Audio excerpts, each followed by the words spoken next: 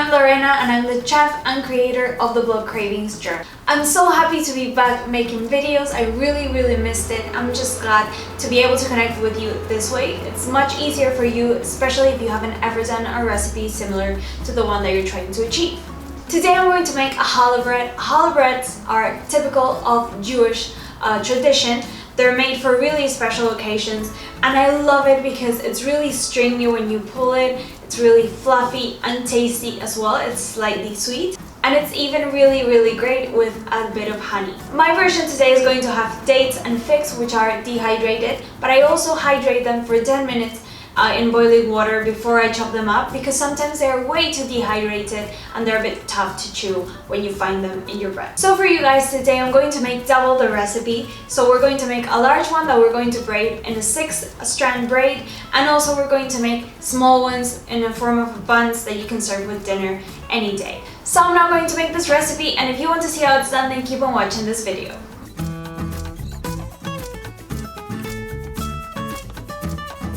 So like I said, I have here all the ingredients to make double the recipe. So I have the flour with the salt already, I have here some water, also instant yeast, a couple of eggs, sugar, the dates and figs that I previously chopped, and also melted butter.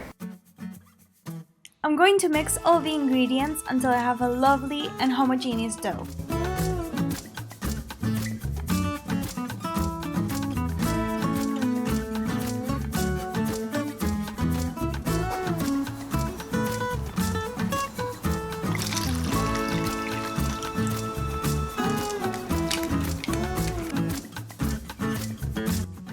I always like to start with a spatula until it doesn't help me anymore, and then I go in with my hands.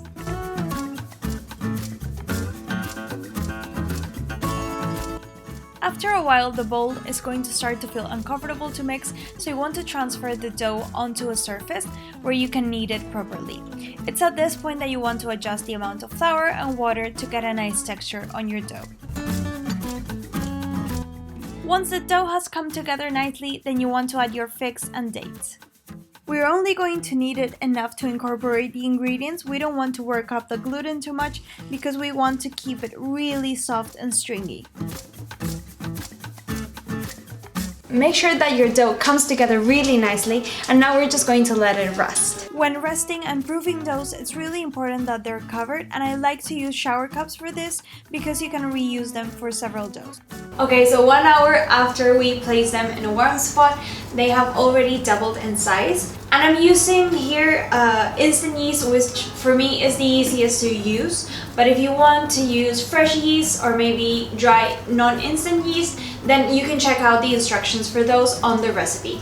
And the recipe you can find on the link in the description box below. And also you can go straight into my webpage, which is cravingsjournal.com, where you can find more than 350 recipes. So this one is going to be the large one. I'm going to go ahead and shape it. I'm going to cut it in 6 and then I'll show you how it's done.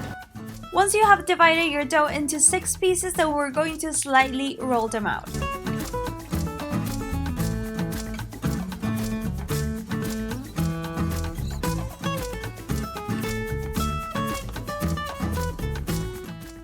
Then you're going to flatten them out a bit and then roll them over, and this will help shape the crumb.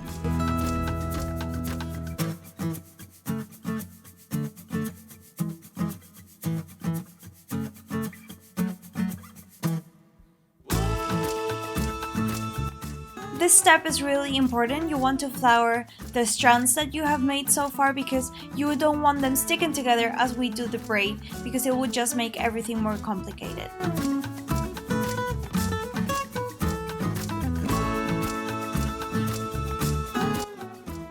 Okay, now for the tough part. You want to join the strands at the top and keep 3 on one side and 3 on the other. It's really important that the sides don't ever mix. Every time you're working them, you want to make sure that the right stay on the right and the left stay on the left. Now I'm going to put my right hand over my left, and I'm going to take with both hands the outside of each group. My right is going to go around the left and back to the same group, but this time it's on the inside. With the same hand, I take the strand from the outside and go around the other one, which goes back to its original group but on the inside. With that hand, I take the one on the outside, go around the other one, and so on. Once you start, you do not want to stop because it's really difficult to start back again if you stop midway.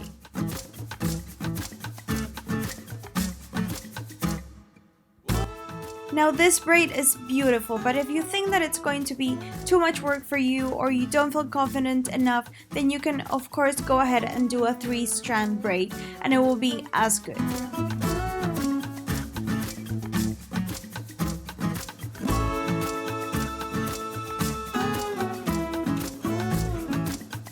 Once you reach the end, you want to flatten them out and tuck them in so that you have a nice ending to your braid. Once I've done braiding, I like to kind of condense it towards the center and also pull a bit on the strands just to make sure that everything is in place. Now this braid needs to proof in a warm spot for an hour.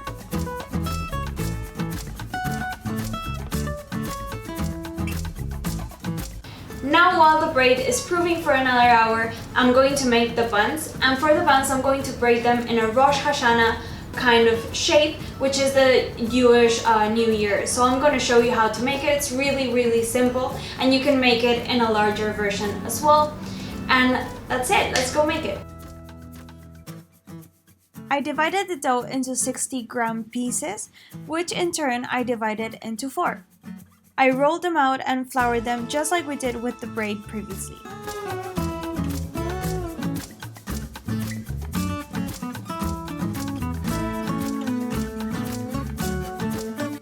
So for the buns, we're going to form a cross first.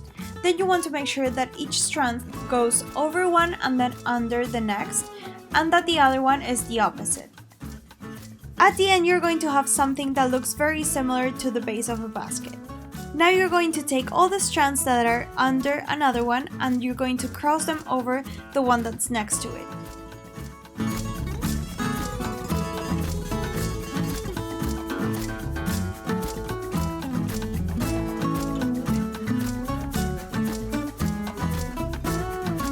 Now we're going to cross over the strands that we didn't use before, but they're going to go in the other direction.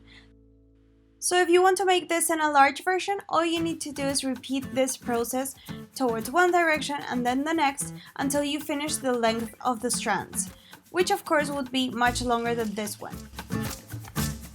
Once you're done, you want to tuck in the ends so that you get that nice bun shape. After the dough has rested for an hour, you want to double egg wash it. That means that you're going to egg wash it once, then wait 5 minutes and then egg wash again for an extra colorful finish. The braid is going to go into a preheated oven at 180 degrees Celsius or 350 Fahrenheit for about 30 or 40 minutes. You want to see it really nice and golden, but also if you slightly knock on it on the base, you want to hear a hollow sound. The buns are going to go in at the same temperature, but they're only going to be in there for 15 to 20 minutes.